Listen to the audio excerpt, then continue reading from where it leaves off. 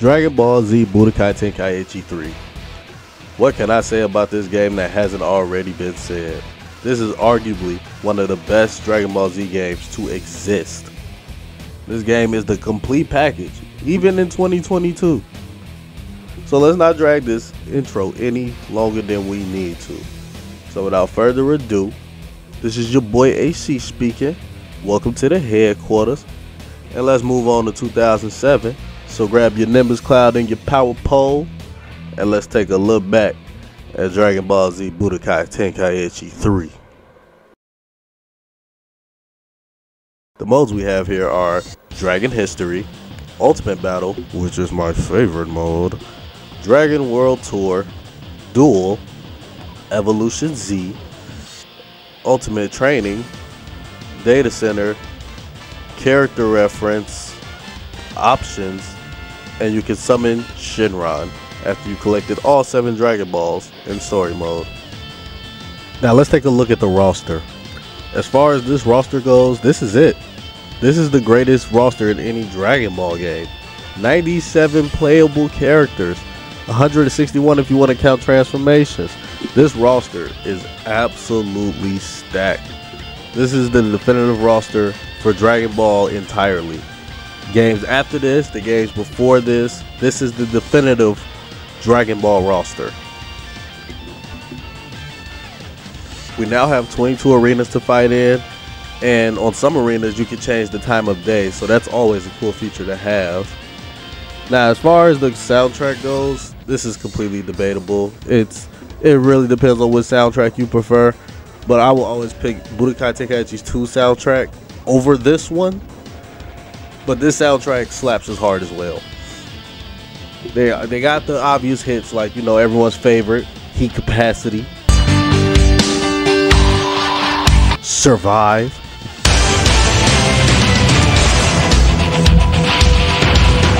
Caution, which is my personal favorite,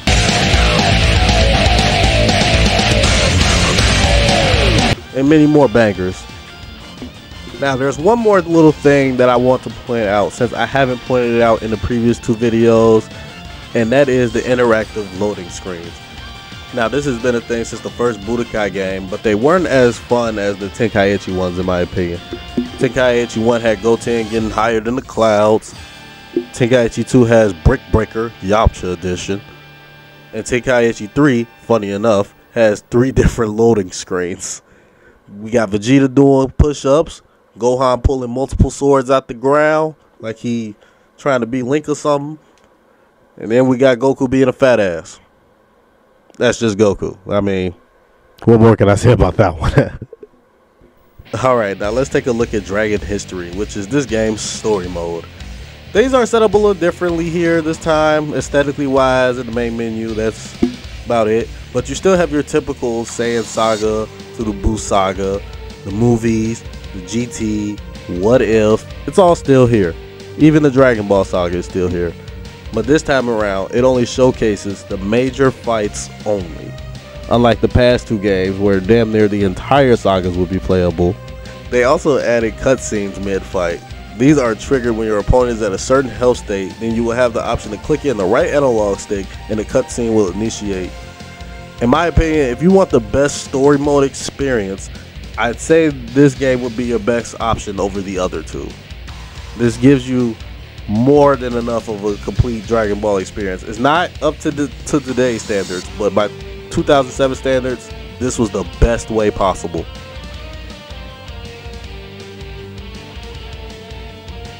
Now let's look at my favorite mode of all time, which is Ultimate Battle Z. This is my most favorite mode out of any Dragon Ball game. Now let's start with the Sim Dragon mode. This mode alone holds a lot of replay value, and here's why. In Sim Dragon mode, you have a total of 10 days to make your selected character strong as possible before fighting a powerful opponent. You have 4 ways to occupy your days. You can either do some training, explore the world, I'll get into that in a second, sleeping, or you can eat a senzu bean to recover your health from training or after your fight. But be careful because the senzu bean option has a cooldown, so you can't frequently use it. Now, if you choose to train, you can do offensive training to gain attack power, defensive training to gain better defense, or all-out training. All-out training focuses on both offense and defense, but it puts more strain on your health. Now, I must also add that this mode has a lot of RNG, which kind of adds to the replay value, so just know, not everything is going to be what it seems. So sometimes you can get the best results from your training, or sometimes you can just get the absolute worst, which also leads me to what happens when you explore the world. Now, you don't actually get to control your exploring, and the person you encounter while exploring is always random. One person you will probably see the most, at least from my playthrough, it was Chi-Chi. I always see Chi-Chi. When you run into Chi-Chi, sometimes she'll feed you, and it sometimes boosts your stats or decrease your stats. Or sometimes it won't do absolutely anything, so now you just feel like you wasted your time. But there are other characters you can run into, like Korin, Dende, Baba the Fortune Teller, King Kai, Mr. Popo, Launch, well, fuck you Launch, and most importantly, the Elder Kai. He's always going to be the best character to meet up with because he will give you a magnificent power boost. I can explain all the other characters, but we would be here all day. We have the rest of the game to talk about. But also, before I forget, also while you're exploring, you can also find Z items to give you an edge in the battle, which can be completely fucking useless sometimes. Or you'll find money, and that'll just also be a waste of your day, which kind of sucks in my opinion, but it's whatever. So let's move on. Now, the sleeping option is self-explanatory. You rest for an entire day to regain some of your health, or sometimes all of your health, but you'll also lose some of your attack power and defense power. It won't always happen, but just be aware that it does happen. Now, there is a total of 7 battles, and you must win all 7 battles in order to beat this mode. If you lose a match, then it's game over, and back to the character select screen you go.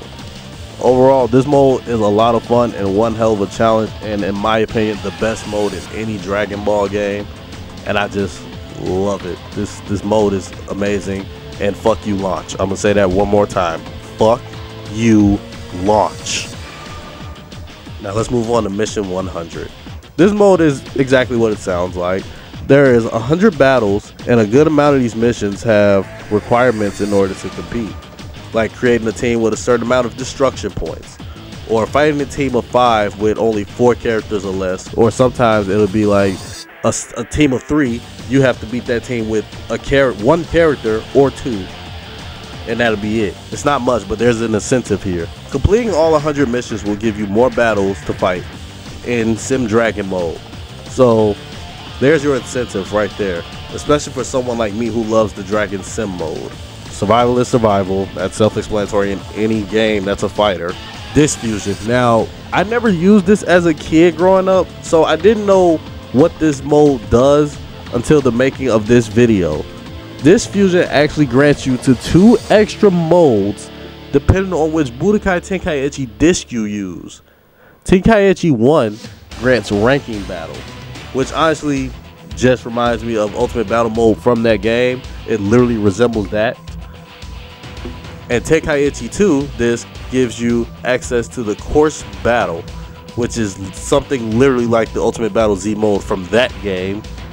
And with knowing this information, I'm quite disappointed I never got to actually experience the disc fusion mode for myself growing up, but it's not better than Sim Dragon. But it's great to have extra modes nonetheless.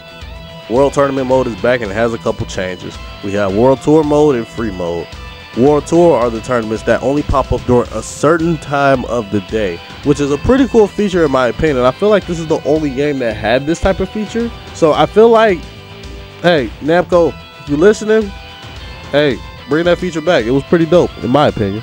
And Free mode is exactly what it sounds like. You can pick any tournament event here, but you can't win any prize money from these tournaments. So it's best to stick with the World Tour mode unless you have friends over.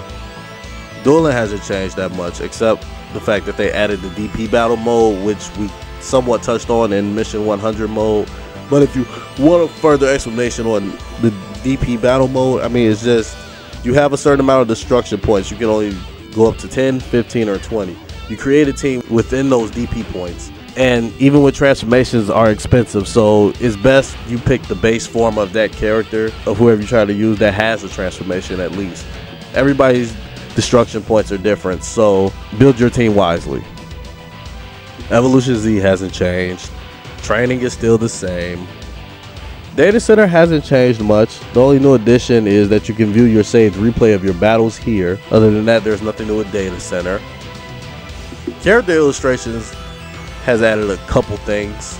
You can get Chi-Chi's input on all the characters available in the game, or you can check out the characters' alternate costumes. Other than that, it's pretty much the same from that point on. And the final mode we have here is Summoning Shimron. This mode is only accessible if you collected all 7 Dragon Balls from Story Mode. And here's what you can get from Summoning Shimron: 10,000 Zenny, Future Gohan, and 2 extra arenas. It's not much, but it's something. And plus you get Future Gohan out of this. Who wouldn't want that, you know? Overall, Dragon Ball Z Budokai Tenkaichi 3 definitely earned its spot to be GOAT material, and always will be a game people will always talk about or come back to, me included. I will forever love this game for the memories I have with my friends, for the amount of replay value this game holds, and just simply how addicting this game can get for me. And I would love to hear you guys' stories in the comments. It should be a blast to read about other people's experiences. Tenkaichi 3, in my opinion, is a flawless game. I would never hate this game or ever have a complaint about the game. So with that being said, thank you guys for stopping by at the headquarters. Leave a like, comment, subscribe if you haven't already. Share this video with your friends and Vegeta so he can acknowledge his real son. This has been your boy AC, and I'm out of here. Peace.